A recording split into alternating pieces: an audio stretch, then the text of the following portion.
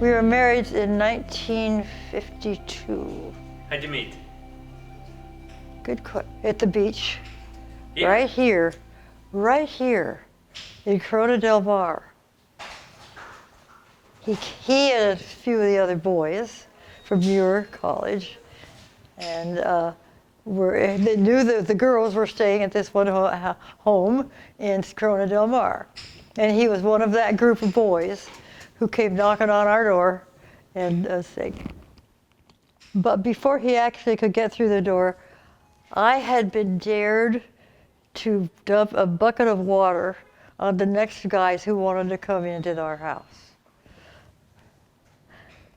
And so one of the guys who happened to be in that group was the guy who became my husband, Gibby dear. So you met him by dumping a bucket of water on him? Right, exactly.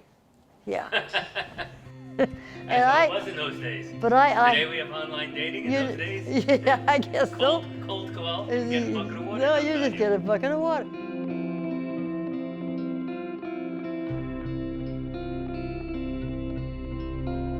He was soaking wet because he had gotten the water that I had poured on the guys who were coming in the house. And his sweater that he had on, it was sopping wet. So he had to take off his sweater, and the girls put it in the oven, and it shrunk about 6 sizes. So he didn't have anything to wear after that. But in the meantime, while it was in the oven baking, with his shirt baking, you charmed him.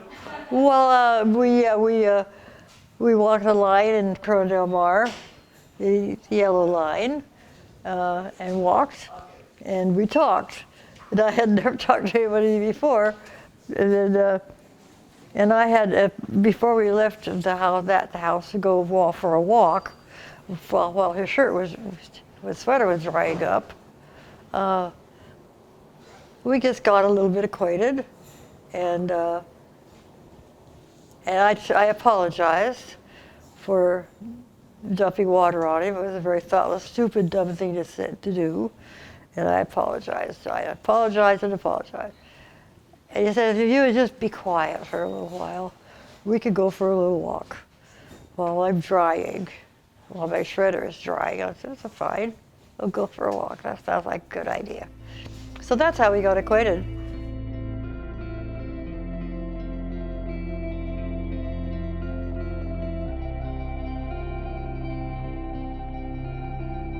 He loved the high school kids. He just loved how they came about, and their energy, and their determination to do the right thing. How long are you married, Alice? Do you have kids? 30-some years. 30-some? 30-some. No kids. Don't know why. God didn't think that we ought to have kids. Maybe it's because we were both a little crazy.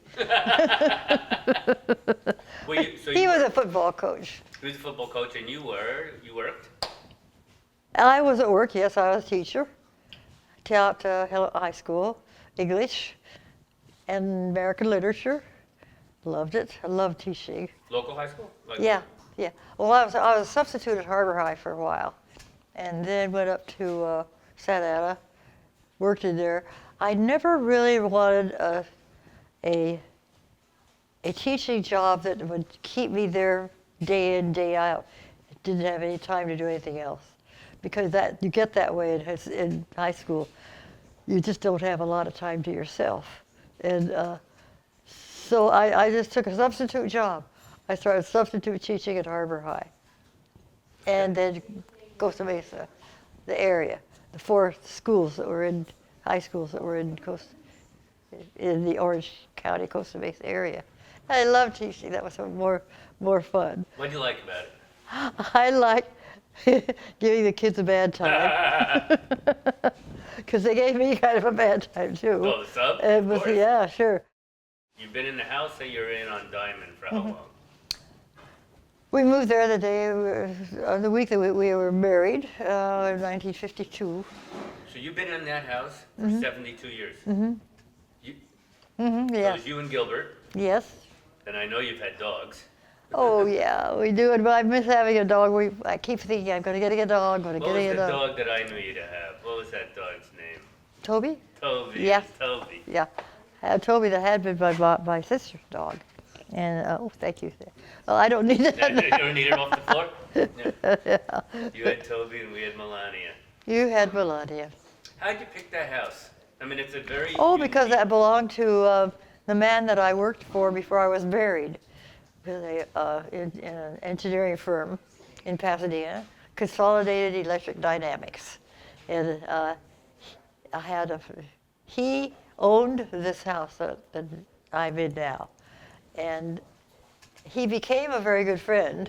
He and his wife were very good friends of Gibson and mine because he loved to fish. And he had a little boat, a little 25, power outboard motorboat.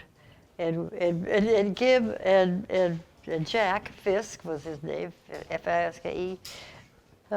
He loved to fish too. So Gib would take his fly fishing stuff out. and Jack would have his stuff, which was,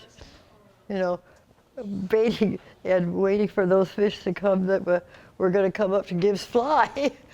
It was crazy way to fish, but Gib would cast his line, and the fish. He always just dry fly fishing. It's the little bird, whatever he had on the end of that lead, had to be on the surface, or the fish wouldn't really come up to it.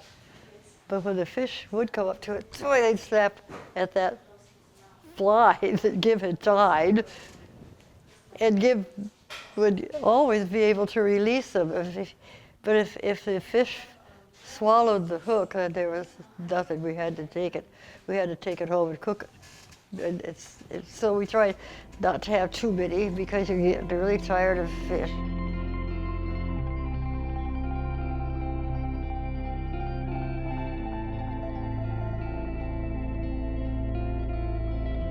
We had a lot of fun summers fishing. And after, I guess, about 10 or 12 years of that, we got involved with other people who did a lot of, other coaches who had customarily fished in Montana. So that's when we started fishing in Montana, was with those guys. And had wonderful summers where we would meet and these were fishermen, fly fishermen that came from the Midwest states and from Texas and from northern whatever. And there'd be a bunch of us who would go up there every summer to this West Fork cabin camp. Your place on Diamond is Yeah. a very unique place. Yes, it is. Yes, it And is. it's fairly, I think, pretty similar to as it was. Yes, yes. What has changed in it? Not all a of thing. sudden? Not a thing has changed in that place. Not paint, nothing. We added a little front yard, more or less, and definitely a nice backyard. But we left everything pretty much the way it was. We didn't want to change it. We had no need to change it.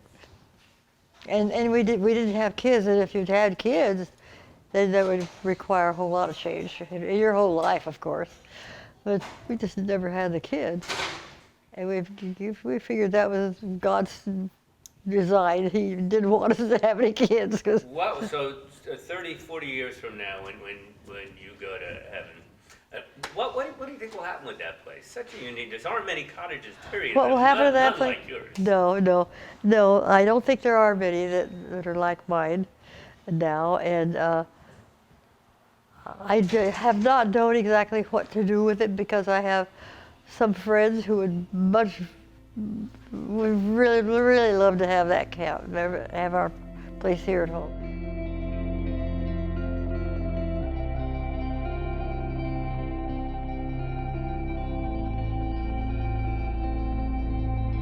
Never thought about leaving it because by that time we were buying it. We had bought it with my house. It was my home, it was our home. And I loved the neighborhood. And we had had such good times there, both up in Bishop and in Montana. and back home when we'd come back home and he'd get into football practice again. But we always had a wonderful neighborhood.